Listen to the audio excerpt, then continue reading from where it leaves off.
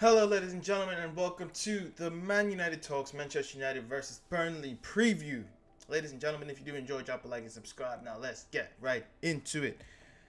Okay, things were tough last week. Last Monday, we played Spurs, and it just wasn't great, and we got to move on from that. We talked about it enough. Well, I talked about it enough. I released a little podcast by myself. Um, Going to be a new series. I think I'm going to try to do one a week or one every 2 weeks at least. Hope you guys did enjoy. If you let me know what you thought in the comments down below. Whatever. Anyway, let's talk about what's going on right now. I don't know if you saw that little intro that I got, but I hope you liked it. Hello. This is awkward. First thing I want to point out before we get into the football side of things is Manchester United are playing Burnley.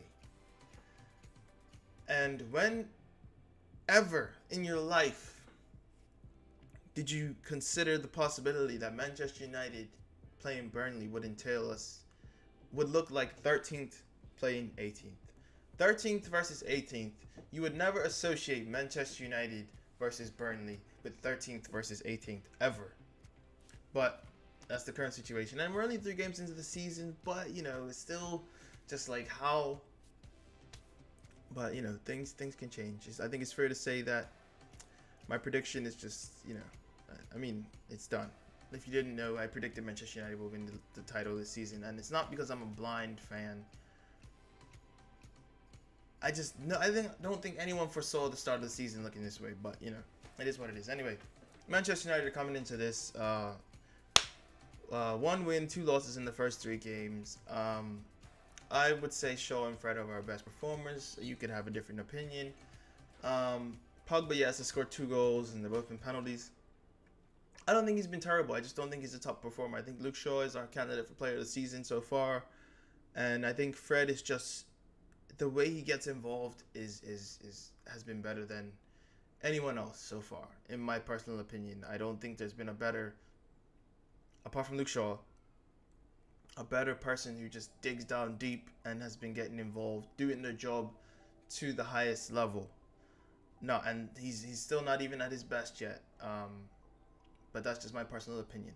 As you can see, we only have 1 player apparently who's still not fully fit to be part of the squad or matchday squad, and that is Marcos Rojo, who is still recovering from, I believe it was a knee surgery, but I'm not 100% sure. But yeah, I previously there was Romero and Delo, and they're apparently going to be featured tonight in the Man United under 23s game against, I have no idea who the opposition is. That's terrible. But they're supposed to be featuring at Old Trafford tonight, which is great. I'm gonna go look to see who they're playing because that's bad. Anyway, while I do that, there are talks that Martial is supposed to be signing a new contract, which is it's baffling to me because, and there's talks that it's supposed to be a 5-year deal. Now, he signed a 5-year deal when he initially joined Manchester United, so I mean that's crazy. And he hasn't been in the good graces of the manager, so far as we know. This is the thing about speculation and media. You only know so much, but you don't know unless you're at every conversation that Jose Mourinho has with his staff and with Anthony Martial. Anyway, I'm straying off topic. Let's get back to football. Manchester United's losses came because of just terrible, God forgive me, terrible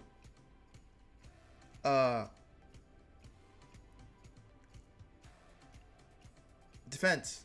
Jeez, my mind went blank. Forgive me. Terrible defense. We just haven't been great. De Gea hasn't been top of the charts. Saying that, the 2 of the 3 goals, well, all 3 goals that he conceded against Spurs, I wouldn't expect him to save those. I'm just gonna be honest with you. The first one was a 1-on-1 with Lucas, and if you're any sort of high standard of a player, you should be putting that past. I don't care if it's the best goalkeeper in the world. The second one, I think that was Ander Herrera's fault. He could have definitely blocked Lucas a bit better. He had his back towards Lucas, and it went through his legs. So, he's blocking De Gea's point of view, and he's also not fully defending Lucas. So I'm not really mad at De Gea for that fault, or that concession. And I said the first one. Harry Kane's was the first goal. Apologies. Harry Kane's header, no goalkeeper saving that. Lukaku was on the line, and obviously he can't use his hands, but he was more or less on the line. He could have jumped for it, but he wouldn't have got to it. That was a picture perfect header, and that's one you just got to sit back and admire. Fair play to him. And then who we played before? We played Brighton. The penalty, De Gea got his foot to it. That wasn't saved. Scrambled in the box for Dunk's goal. I don't remember how they went in order. My apologies. And who scored the other goal? It was Gross, Dunk. Was it Murray? I don't think so. I can't remember. Anyway, my point being, defense has just been scrambled. It hasn't been able to play well together. And when I get into my lineup, I'll discuss a bit more of the how I think we should go about attacking that problem in the squad. But actually, yeah, I'm going to give you my lineup now, and then we'll talk a bit about Burnley. Here we go. So, backline of De Gea, Shaw, Smalling, Bailly, and Valencia. Now, I wouldn't mind seeing Lindelof and Bailly get another go because I think they need to build a relationship together. They have the highest potential to be great out of all the defenders we have at our disposal. Obviously, Fosu Mensah and Tuanzebe are out on loan, so I'm strictly talking about defenders who are at the club at the moment. And, I would love to see Lindelof next to Bailly, but Chris Smalling put in a great game against Spurs, saying that he conceded 3 goals, but he still had a fairly decent game, so I think he deserves to stay in the matchday squad, or the starting 11. Yeah, but let's get down to the midfield. I've gone with Matic, Fred, and Pogba. I don't know how fit Matic is after seeing him against Spurs, although he has got a week to get back fit to 100%, so he's probably going to be a lot fitter and more ready to play, but he didn't look great against Spurs. Still struggled pretty heavily, but this could be the midfield 3. I'm thinking I would love to see a 4-3-3, but I don't think that's going to be the case. I think it might be put out like that, but I don't think that's the way it's going to play. But this midfield 3 has potential to be amazing. I could see maybe Herrera in for Fred. That's a possibility as well. I don't know how likely that is because I'm liking what Fred's doing, and I think Mourinho is loving Fred at the moment as well. So I don't know the possibility of Herrera playing. I think he's definitely a better player to come off the bench than Fred is. So that's just my personal opinion. And here we go. My front 3, you could call it, but it's really Lingard sitting behind the front 2 and moving around doing bits. Lingard sits behind Sanchez and Lukaku. That's what I've gone with. Now, I see some people, specifically Stephen Howson, has said we might play a 4-2-3-1 and Pogba could be dropped. I don't think that's the case because, one, Pogba's too important commercially, and, that will cause uproar and then would get clicks for journalists and stuff.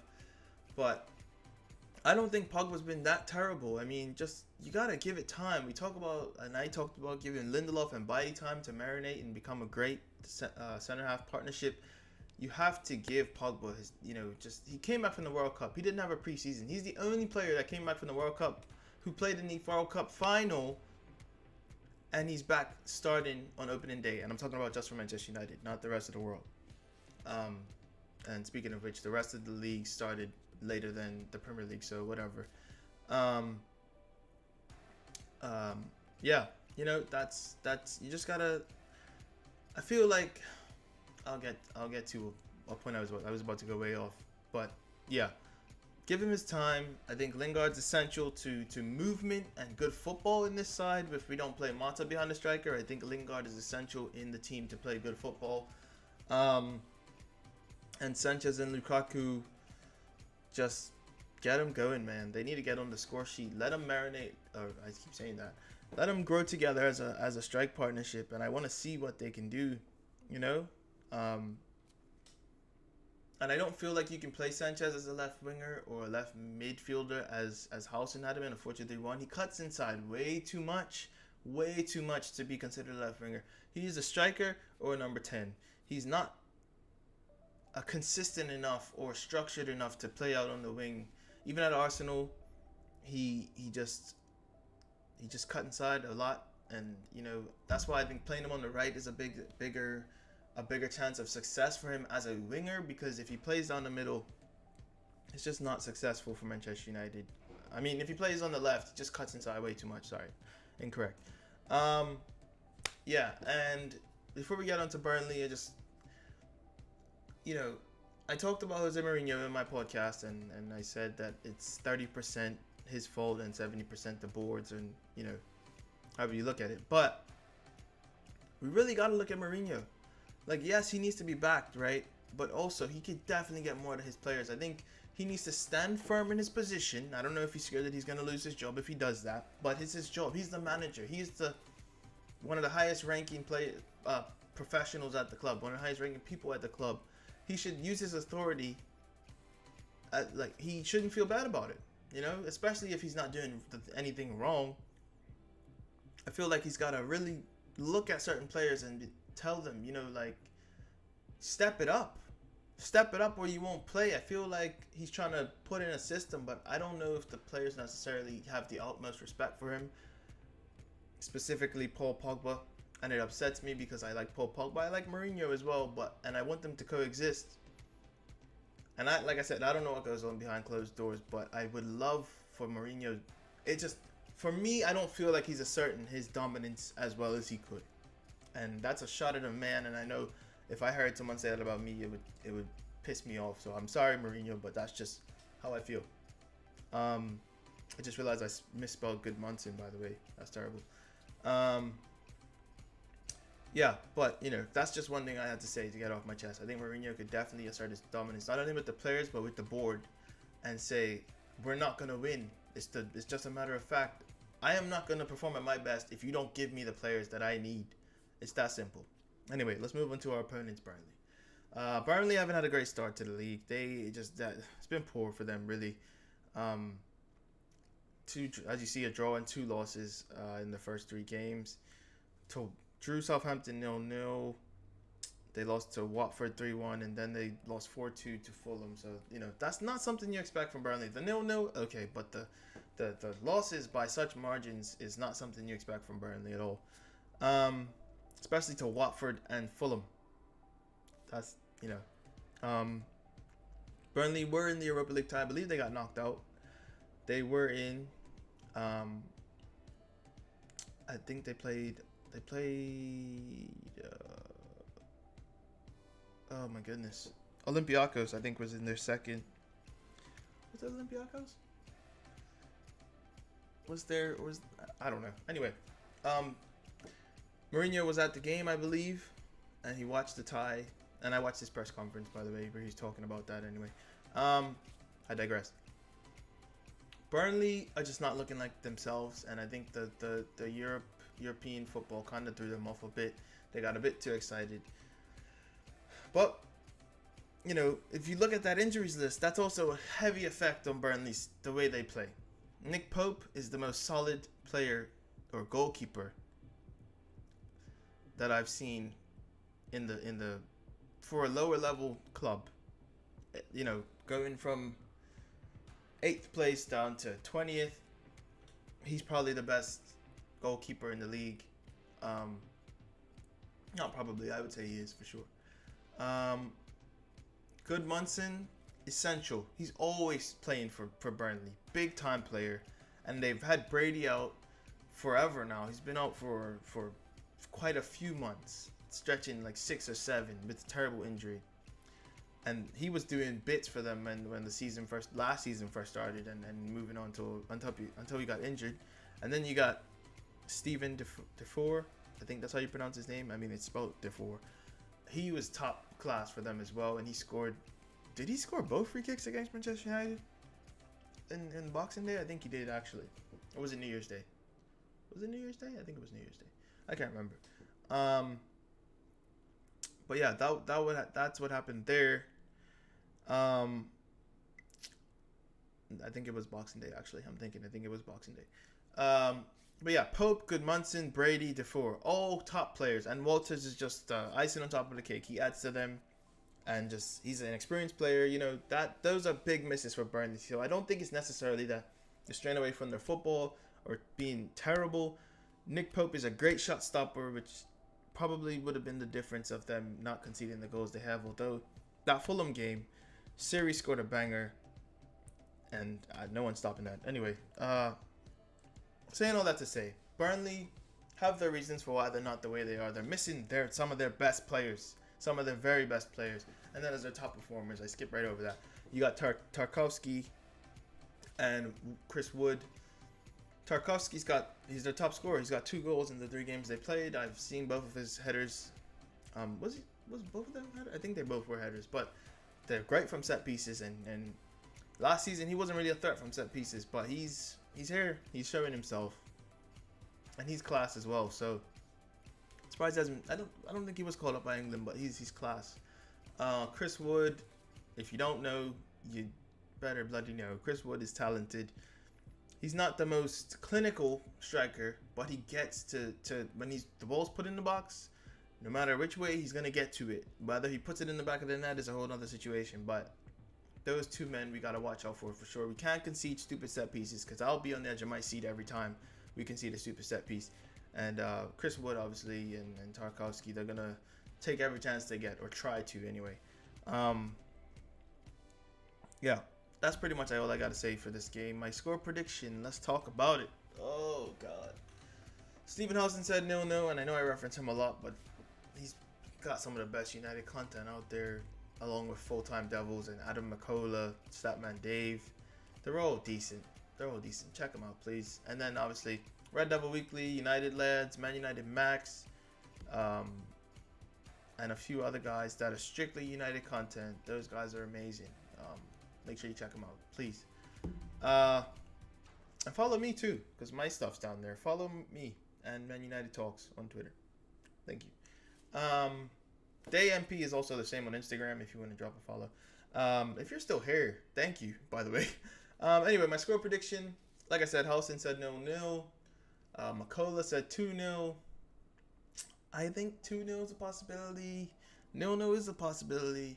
But you know what? I'm a very optimistic person, and I feel like this is the game United are going to get back on track. And it's going to be to Burnley's demise, which is sad, because if you know this, if you've watched me on this channel, every time we talk about Burnley, I'm a huge fan of Burnley.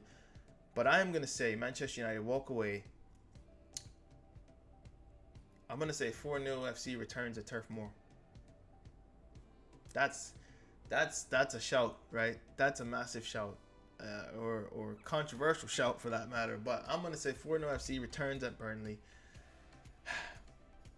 That's all I gotta say. So I hope you guys did enjoy. Drop a like and subscribe if you did. Comment if you got anything you want to say. If you were just looking at me like, what is wrong with you, you idiot? There was no way we're gonna score 4 goals against Burnley. I'm not mad at you for feeling that way, right? But hey, yeah, it's been your boy Days from Man United Talks. If you did enjoy, drop a like and subscribe. I said that already. Anyway, deuces.